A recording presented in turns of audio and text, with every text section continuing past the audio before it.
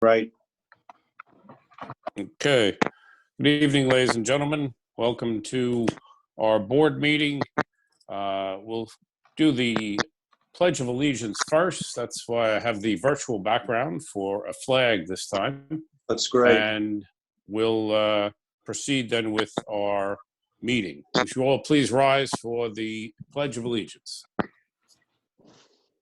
I pledge allegiance to the flag of the United States of America and to the republic for which it stands, one nation, under God, indivisible, with liberty and justice for all. That was my attempt at a prop. Very appropriate.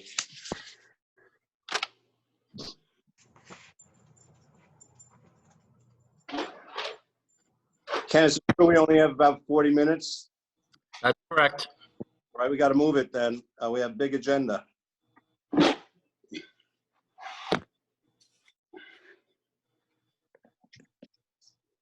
we lose Sweeney? Bob is now muted. Stand by. Muted. There you go, Bob. Go back. Thank you. Put it up. Okay. Let's start with approval of the minutes, and then we'll go into the presentation. Pete, would you do approval of the minutes, please? Yes. Number 3, approval of minutes. Resolved upon the recommendation of the superintendent, the Board of Education hereby accepts the minutes of the April 29th, 2020 regular meeting as submitted. May I have a second? Second. All in favor? Aye. Aye. Thank you. As we have been doing with Zoom meetings, your question will be sent to us as a chat room question in writing. The first set of questions will deal with the agenda itself, as well as the presentation. It's relatively short this week for this meeting. It is a version of the one we did on the 29th. The state, by establishing certain dates, in some ways added an extra budget review, so that's what we're doing now. And when we're completed with that, if you have questions, you can write them in. Just for the listening public, make sure your audio is mute. Last time around, we had some TV in the background. We had some kids got on and were being scolded. We don't really want to hear that. Well, our students are extremely well behaved, and we don't want to see anyone getting scolded. So let's move on to Ken. Would you set up the PowerPoint for the budget presentation? Very good. There we go. Everyone should see the PowerPoint. We do. Okay, Ken, switch the slide, please. Okay. There we go. All right, thank you. The board and those who joined us last time, this is much of a repeat, but a shortened version of the budget gets right to the point. And again, those who've been here in the past 3 years paying attention to the budget, we've always started with, we always want to maintain the excellence of our academic programs, grades K through 12. And again, why wouldn't we, when our high school has been a reward or a school of recognition for 7 consecutive years? Probably one of the few, if not only in Suffolk County, and I believe one of the 6 on Long Island. We have excellent programs. We want to maintain those. We also, after discussion with the board, wanted to keep lower class sizes in the elementary school, and at present we have done that. Some sections were added to maintain lower class sizes. And what's key and different this time around versus the past is the board and district office are very concerned with establishing a budget between a balance of the budget and the impact of the virus on the community. With people struggling to pay their bills and their mortgage, losing their jobs with an all-time unemployment rate, the board realizes this is a tough time to impose a higher tax cap, very high tax cap on the community. So very sensitive to that issue, as you'll see in the next slide, Ken. So what the board has decided to do, before I get to the number, those of you in the past, Linda always, since January, plans and budgets with a 2% increase. That's what we use as our ground zero level. Well, what happened, and normally in the past, we would be pretty happy with a 2.43 cap allowed by the state, as we have this year. But again, the board decided that in these unprecedented times, this is not the time to impose 2.43 tax cap on our community. So what we've decided to do is go with a 1%. That's less than half of the allowable tax from the state.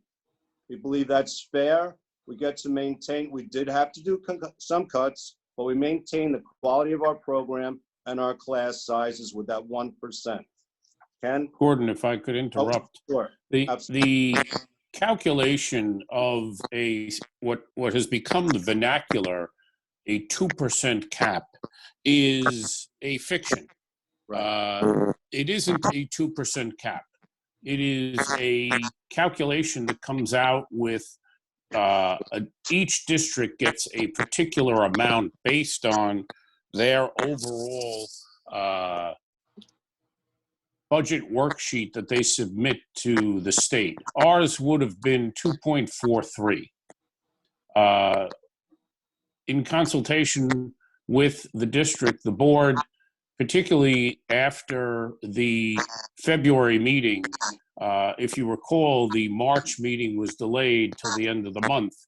It was a very significant concern of ours, even though the calculations permit a tax increase that was within the tax cap, the statutory tax cap of 2.43. We examined the budget again, hence the delay in March, to come up with a budget where there are some parts of it that are pushed forward. None of these have to do with essentially staffing or students. We have also looked at projects that we could time and take a little longer to do. And the most important thing was to keep the program as a whole, maintain class size, and be able to move forward with a community and a fair tax levy that accommodated that, regardless of what the state told us we could go up to. Thank you, Gordon. Thank you. Next slide, Ken, please. All right, in the budget, we also have this year, and the community has to vote and approve the following projects. Now, the list was rather lengthy, but we've met and to really prioritize and do triage for some very important improvements on the houses in our. Now, this money, it's important to point out, is not added on the tax cap. This money has already been saved in capital reserve. That money has been paid, so will not increase taxes. That's important to know. But while it's not increasing taxes, the community must approve these repairs. The high school replacement, those of you who recall, we've done 2/3 of that replacement already. 2 years ago, first third, last year, second third. We need to do the third piece and complete that. High school replacement pipe valves in the basement. It looks like a bad basement in your house when you have to put pans and pots under certain pipes. We've had some floods as a result of these pipe valves that need to be replaced. In the middle school, we need a water heater. In the middle school and elementary, we need ADA compliant bathrooms. When they were built, the elementary school in about 1966, then the middle 70s with the middle school, they weren't that focused on ADA compliant. We need to have that done. And then finally, in the elementary school, we need a hot water tank. And a lot of these things sound like improvements on your houses, which they are, because our houses are getting older. Our elementary school is approaching 60 years old, middle school is approaching 50. And then the elementary school I mean, the high school is approaching, it's over 30 years old. We need to do this important piece, not increase the taxes. It's in reserve already as we speak. Ken, Just next to, slide. Oh, Gordon, just to explain capital reserves. Capital reserves are a method that we use. We have had it for 3 years. We've had it in the past in other instances. Capital reserves are where you plan ahead and you put money aside when you can to accommodate larger expenses that fit within a budget year. In this instance, each year for the past 4 years, really, we have put money aside to accommodate various projects. As Gordon had pointed out, the high school roof will be completed if this is approved, but using a capital reserve, you must move it from one fund to another, and that's what requires the vote by the public. We're moving it out of a reserve fund and into our capital projects so that we can then open up the bidding, pay for the project, and complete the projects as listed. right. And Bob, these also are in line with our strategic plan, our district repairs. We just picked these as the most important. They're almost an emergency at this point. Thank you, Bob. Next slide, Ken.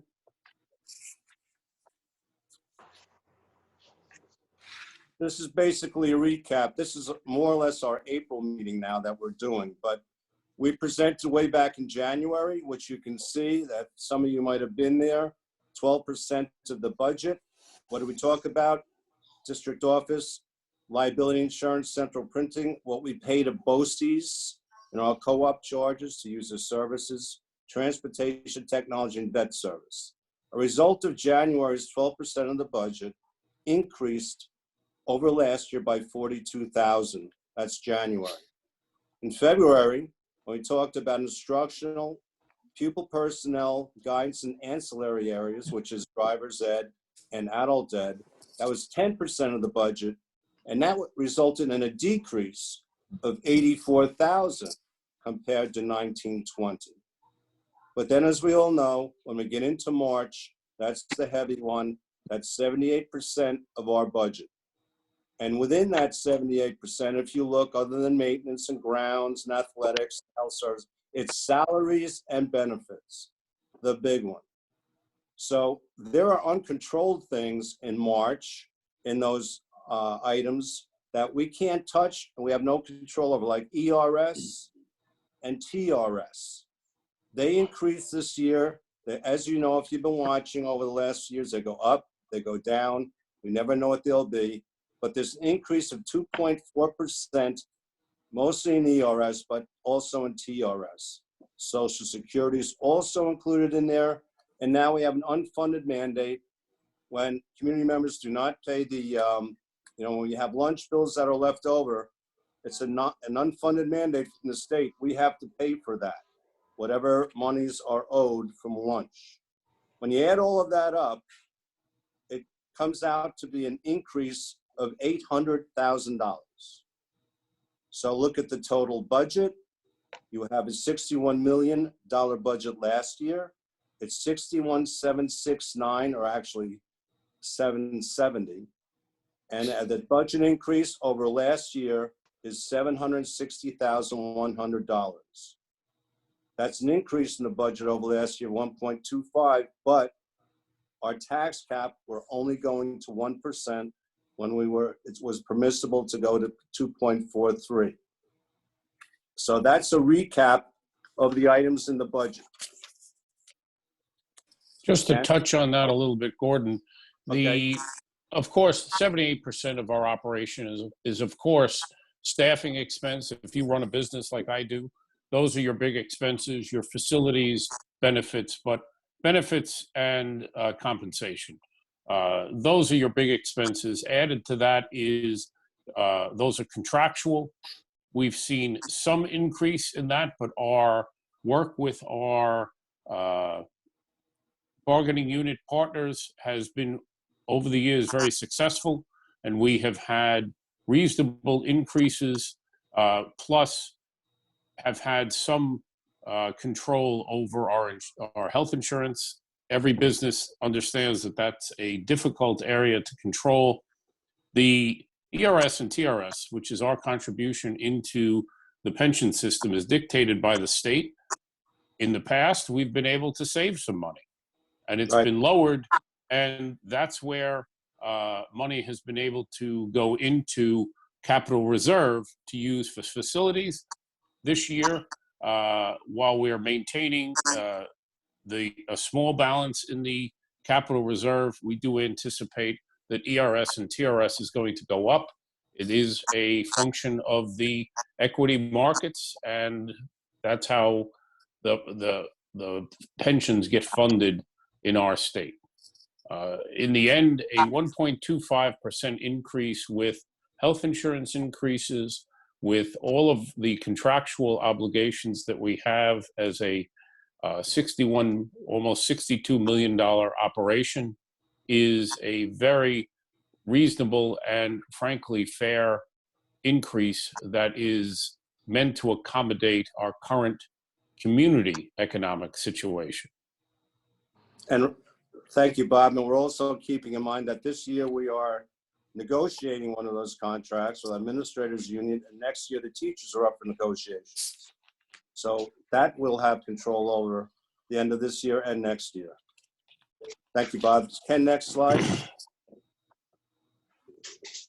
All right, this is basically a recap. The tax levy, there's an increase, as we've said numerous times tonight, 1%, when we could have gone up 2.43. The appropriated fund balance, we always kick that in. Last year, we contributed 1.7. This year, 2 million. But I must point out that this appropriated fund balance, where in the past we were higher, it seems not long ago when we were at 8, and we've always mentioned how the state only allows 4% in your fund balance, which makes your budget very tight. We are now going below that 4% allowed by the state. And Linda, you correct me if I'm wrong, but it leaves about 3.6% in the fund balance at this point. Is that correct? Yes. Yes. Okay. So that's getting tight as we go forward. But of course, look, we didn't know what this year was going to be like. This year, we don't know what next year will bring either. Our revenue is basically flat with our state aid, but there's a warning here that Cuomo didn't do anything by the 15th last Friday, but he could add additional cuts. He's mentioned 20%. He's really holding out for Federal Reserve money. He claims a $13 billion deficit, waiting for that money. Now, he could and may possibly impose that 20% cut when we've already passed and secured our budget. He may do it in July, which would be devastating, but he may do that. And again, our revenue was flat with our state aid. It was a little lower because we paid off some of our bonds at the high school. So the budget, again, to repeat, it's a $760,000 increase, 1.25. Okay, Ken? So here are the propositions. The budget, $61,769,870. The community must vote on the capital project, which will not raise their taxes. The money has been saved in reserve in anticipation of needing to pay for these much needed repairs, 1.2. And the library, the third proposition, we have no control over, but we belong to Port Jeff and Comstock libraries. They set that figure. Now the budget vote, again, rather unusual this year, by mail. It must be sent in by June 9th at 5 p.m. June 9th at 5 p.m. Those are being mailed to homes. So please return it by 5 p.m. June 9th. And that ends my presentation. All right, if we could take a look at the chats. Any questions on the agenda or Gordon's presentation? Otherwise, we'll proceed with personnel. Bob, Monica Stone has posed a question on the agenda on when will the ballots be mailed out?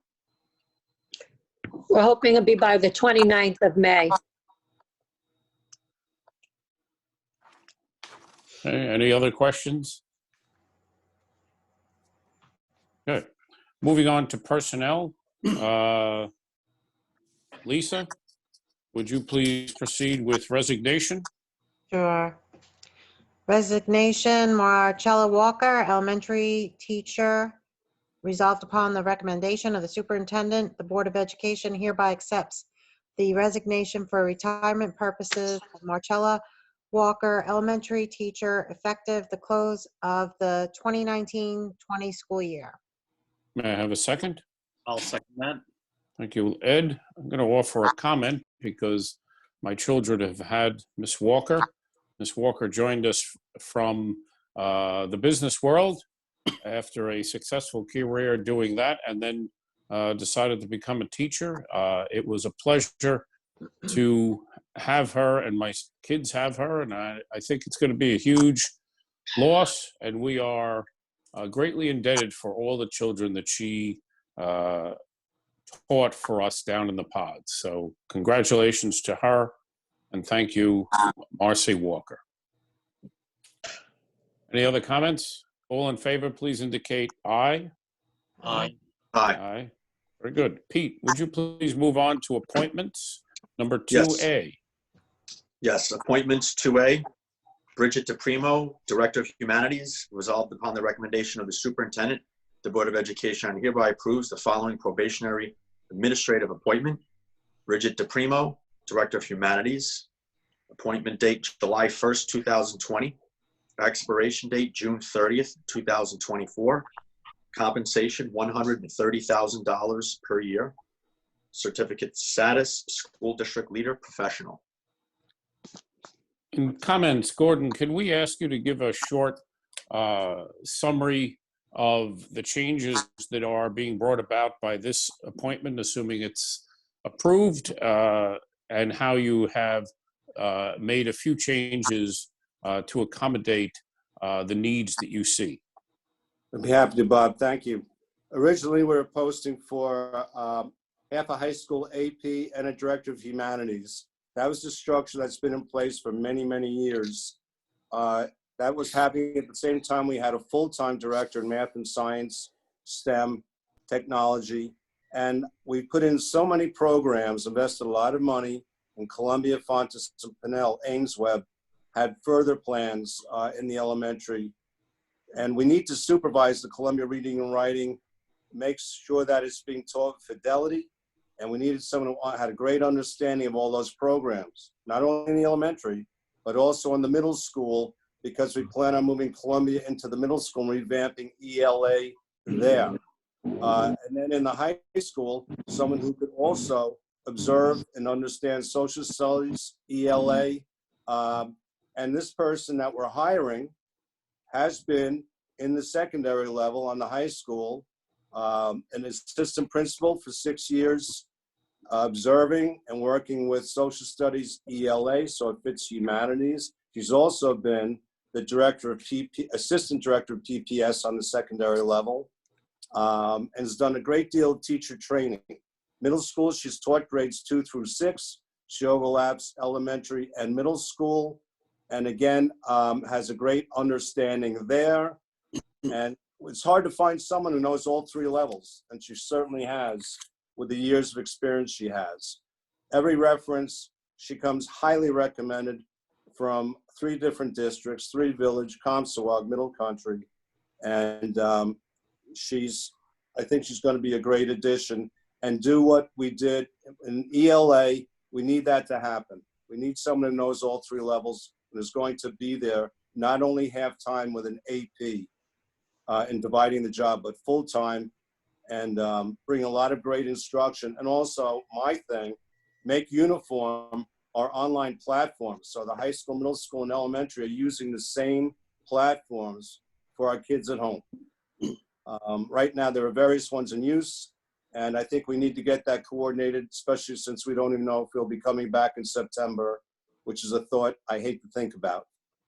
But I think we hired some great people here, I think the board agrees, and we're going to see some great things. I look forward to when she's reporting to the board live in an auditorium when we're all together. It's an interesting point in that this again meets when the board set out and asked the superintendent to develop a strategic plan. One of the things we included in our requests was flexibility of staffing. This has been done at the instructional classroom level, where teachers have varying experiences that allows them to fluctuate as necessary to meet the needs of the students. This is also stemming from the strategic plan, the appointment of this type of director. The humanities director oversees, if you think about it, almost every teacher other than those that fall under Andy Matthews or in the fine arts or music or business. Everyone is involved in ELA. Everyone is involved in social studies in some fashion or another in the elementary school, 5th grade. It's a relatively large reporting stream along with the principals.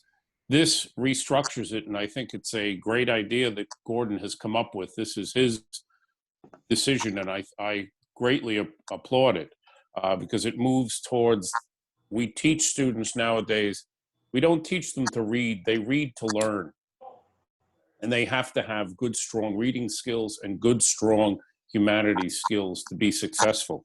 Mr. Primo, who the board has gotten to meet, granted electronically, has either taught in or been an administrator in an elementary school, a middle school, or a high school. She's presently the AP in Newfield. I look forward to our board voting affirmatively to bring her on board. I think it's a great move, and I compliment Gordon for his search and his structuring of this.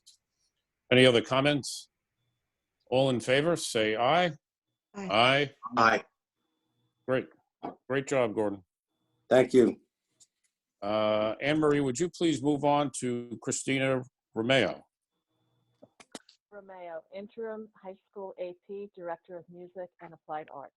Resolved upon the recommendation of the Superintendent, the Board of Education hereby appoints Christina Romeo as Interim High School AP, wait, did I read it twice? Sorry. Music and Applied Art, effective July 1st, 2020 through June 30th, 2021, pursuant to the terms of the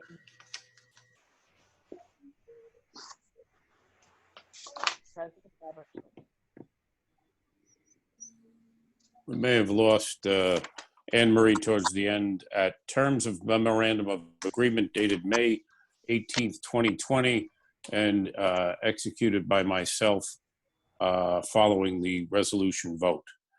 Gordon, would you mind just commenting on this appointment recommendation?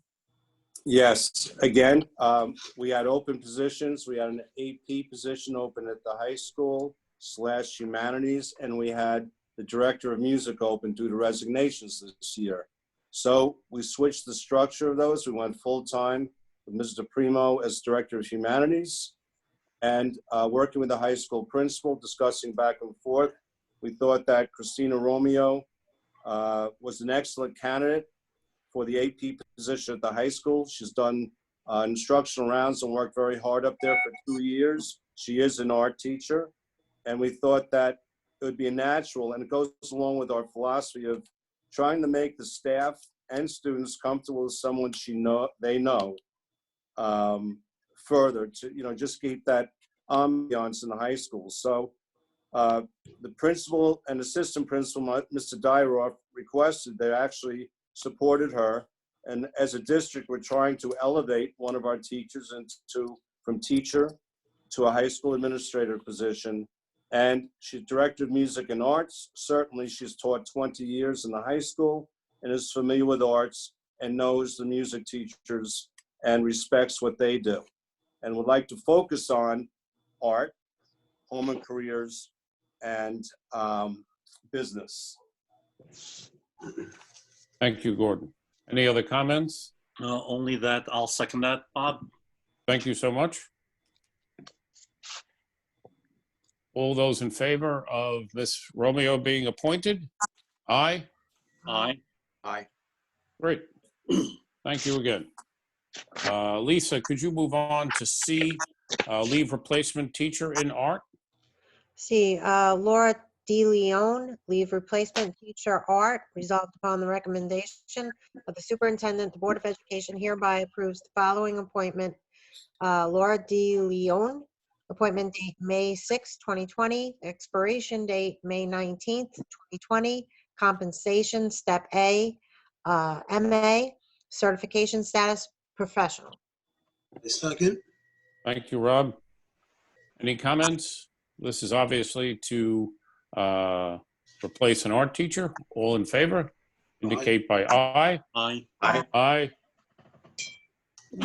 And D, Rob, would you mind doing D and Jackie Wilkin, leave replacement? Jackie Wilkin, leave replacement teacher, 4th grade. Resolved on the recommendation of the superintendent, the Board of Education hereby approves the following appointment. Jackie Wilkin, appointment date June 5th, 2020. Expiration date conclusion of the 2019-2020 school year. Compensation step A, MA, certification status professional. May I have a second? I second that. Thank you, Pete. Any comments? Before we vote, Maureen, would you please indicate my abstention to the vote? Yes. All those in favor indicate by aye. Aye. Aye. Very good. Thank you all. Ed, would you move on to educational items, Committee on Special Education, please? Educational items, Committee on Special Education, resolved upon the recommendation of the superintendent, the Board of Education has no objections to the following special education recommendations and approves the authorization for the funds to implement the special education programs and services consistent with such for the high school as of February 4th, 2020. Thank you, Ed. May I have a second? Second. Thank you, Rob. Any comments? All in favor indicate aye. Aye. Aye. Good. Pete, would you please move on to action items, business, tax anticipation notes, or in the vernacular, TAN? And yes, action items 1, tax anticipation notes. Resolved upon the recommendation of the superintendent, the Board of Education hereby approves the following motion. Be it resolved by the Board of Education of the Mount Sinai Union Free School District, Suffolk County, New York, as follows. Section 1, subject to the provisions of the local finance law, the power to authorize the issuance of and to sell not exceeding $14 million tax anticipation notes of the Mount Sinai Union Free School District, Suffolk County, New York, including renewals thereof, in anticipation of the collection of taxes levied or to be levied for the fiscal year of said school district commencing July 1st, 2020, and hereby designated to the President of the Board of Education of said school district and Chief Financial Officer. Such notes shall be of such term, form, and contents, and shall be sold in such manner as to be prescribed by the said President of the Board of Education, consistent with the provisions of the local finance law. Section 2, this resolution shall take effect immediately. Thank you, Pete. May I have a second? I'll second that. I think that was Ed. Thank you, Ed. Any comments? I'll just offer TAN's tax anticipation note is a short-term loan that a school district has to take out with interest and pay interest on it because after the budget vote, the budget is not funded from this taxes until the fall. We have operational costs. We have year-round employees that have to be paid. That 14 million reflects our loan until we get funded by the taxes. I say it every year. I guess it's kind of a waste of time to say it, but it would be great if they sort of could mesh this together to avoid that type of expense, even though we enjoy, because of Linda Jensen's tight budgeting process in the business department, a very good bond rating and credit rating. We still pay interest, and that interest could go to other things, but we have to pay our staff and pay our bills until the tax monies come in. All in favor? Aye. Say aye. Aye. CSE holidays. Anne Marie? Resolved upon the recommendation of the superintendent, the Board of Education hereby approves the following CSEA holidays for the 2020-2021 school year. As July listed. 3rd, as listed. May I have a second. sec? Thank you, Pete. Any comments? All in favor? Aye. Aye. Thank you very much. Ed, would you do bid awards number 3? Bid awards. Resolved upon the recommendation of the superintendent, the Board of Education hereby approves the following bid awards to the lowest responsible bidders for the 2020-2021 school year as listed. May I have a second? I second that. Thank you. Any comments? All in favor? Aye. Aye. Thank you very much. Number 4, Lisa, bid awards, Ed Data. For data, resolved upon the recommendation of the Superintendent and Educational Data Services Incorporated, in conjunction with the Island Cooperative bid, it is recommended that a unit price award be made to the following lowest responsible bidders for the 2020-21 school year as listed. May I have a second? I'll Second. second. Thank you. Any comments? This is a cooperative bidding process where any one school district would not get this type of pricing. We buy in bulk, sort of like the IGA. We buy and get what we need along with and join with a lot of other school districts to get a positive pricing as listed. All in favor? Say aye. Aye.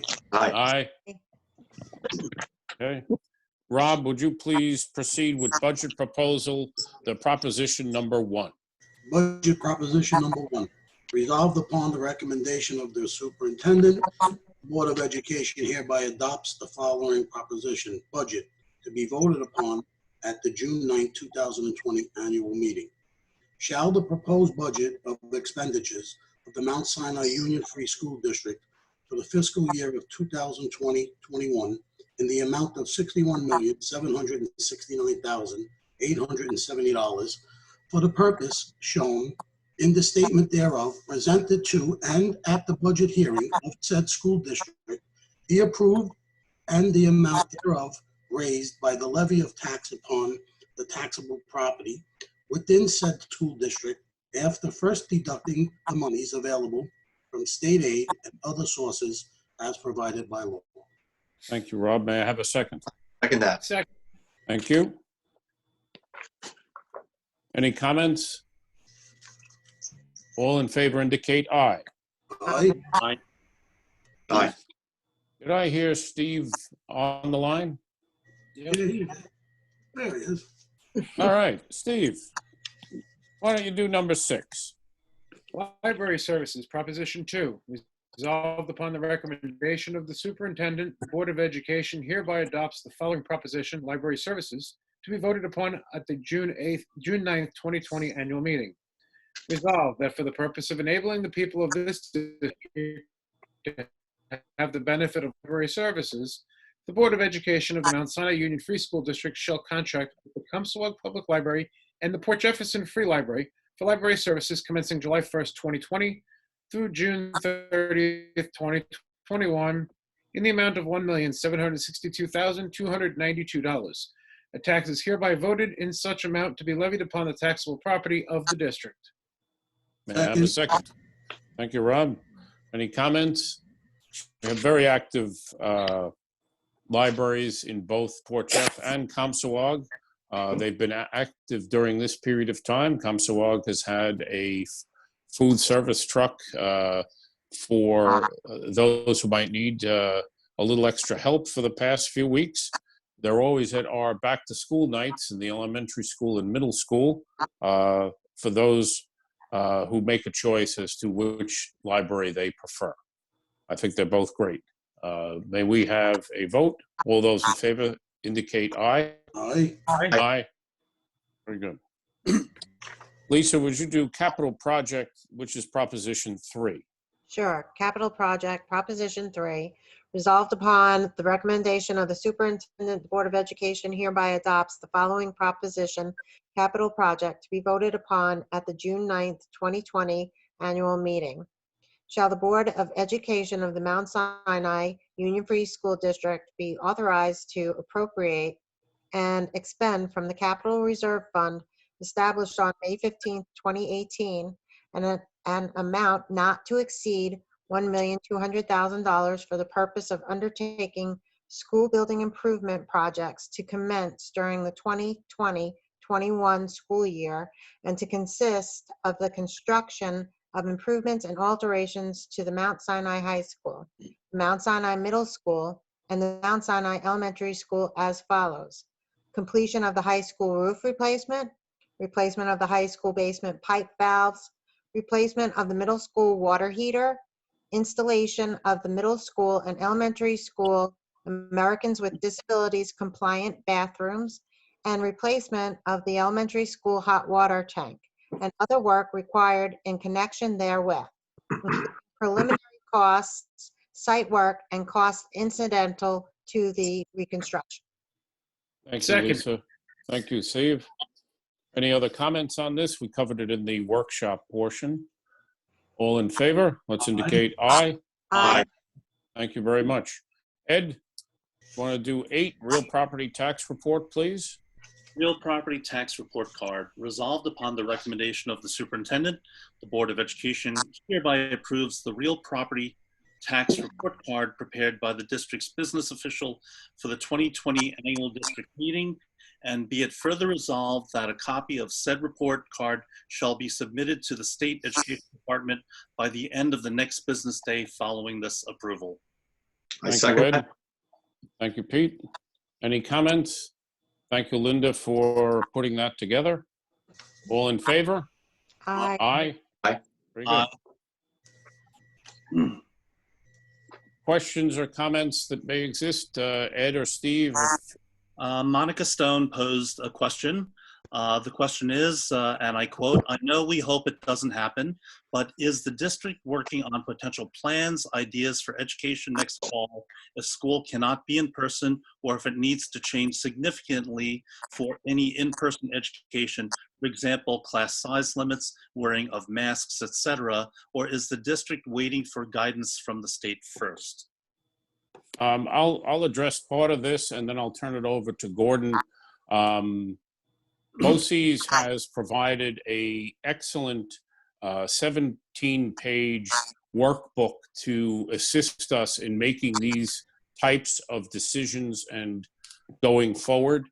The point being is we need to prepare for multiple options going forward, which would include returning to the building and returning in a safe manner. Returning in a safe manner that we are properly socially distancing, that we are addressing that and have safety procedures in place. These are driven by, of course, the CDC guidelines, as well as the assistance we're gaining from BOCES, as well as other options, which would include running from that point all the way through to continuing in the structure that we're doing so now, with further improvements in terms of how we're delivering educational material and being prepared for that. We don't have bottom line answers in that this will likely be a project that will proceed through each month in anticipation of changes that may occur. Everything from how do we pick up our kids on the buses? How do we serve them lunch? Where do they have their lunch? How do we provide for good hygiene in terms of hand washing, particularly outside of the classrooms without sinks? All these different things that we would have to take into account. Gordon, you have also been involved in this. Right. You have other comments to offer? Sure, Bob, I do.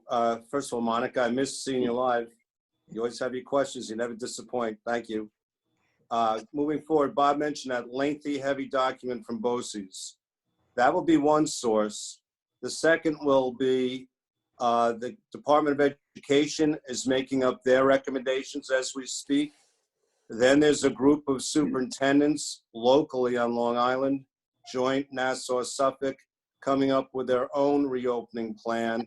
I doubt if Mount Sinai will be permitted to create a Mount Sinai plan. And then the governor might shoot it all and come up with his demands and mandates for reopening.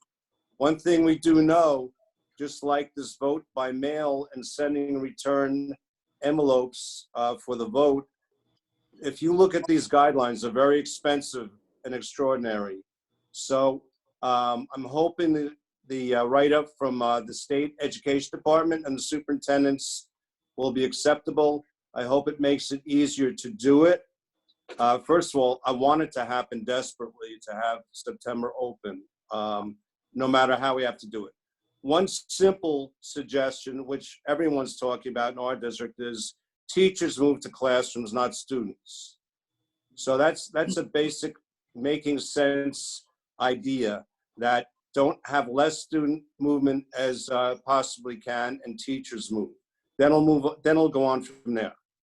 And we'll see, like Bob and I have talked about, and I've talked to many doctors about it.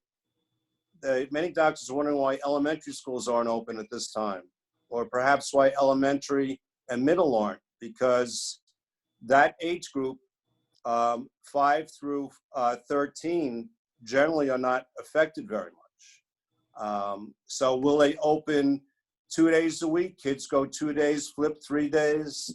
Will they open the earlier grades? I don't know. But there will be a lot of guidance coming forward, believe me. And then we'll put it on the district website when we get what it is. Sometimes what I'm finding, Monica, is that the educational side is, without casting aspersions, is a little slow in their process. And those of us who are in the business world, we are also getting material that may not be as well fit for the school district, but gives us insight well in advance of where the state education department might be or someone else. So that's going to be something we're going to be looking at as to what talents can we bring in from outside the campus that can give us insight to work as well as we possibly can in the environment that we are given. And that's the best answer we can offer. Other questions? That's all there is. Okay. Thank you so much. Please be safe, everyone. May I Thank you, have a A motion to adjourn. Bob? motion to adjourn, please? Thank you. All in favor? Aye. Aye. Aye. Have a good evening. Thank you, Gordon. Thank you, Ken, for Thank your you, everyone. assistance. Have a good evening, everybody.